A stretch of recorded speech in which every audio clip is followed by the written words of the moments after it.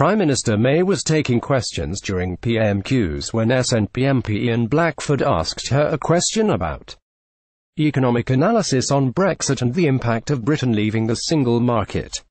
But Mr Blackford got more than he bargained for when Mrs May came back with a savage retort about the state of the Scottish economy. Mr May replied, "The Honourable Gentleman asked me for economic analysis. Well, I'll give him some economic analysis." Parliament TVPMQs Theresa May gave a brutal response to Ian Blackford's question. "You're better off with a Conservative government than an SNP one." Theresa May: "We saw the figures this morning for GDP growth in Scotland. In the third quarter, GDP in Scotland grew by 0.2%. In the rest of the United Kingdom, it grew by 0.4%. Over the last year, GDP in Scotland, under an SNP government in Scotland, grew by 0.6%. In the United Kingdom as a whole, it grew by 1.7%. Mrs May pointed out that with those figures, the UK was better with a Conservative government than an SNP one. She said, "My economic analysis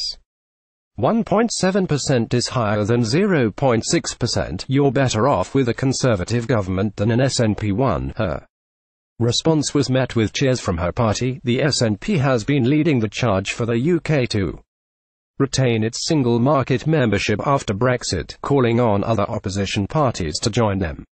Nicola Sturgeon insisted that a new report released on Monday would prove that the UK will be better off in the EU-controlled single market and customs union instead of breaking free.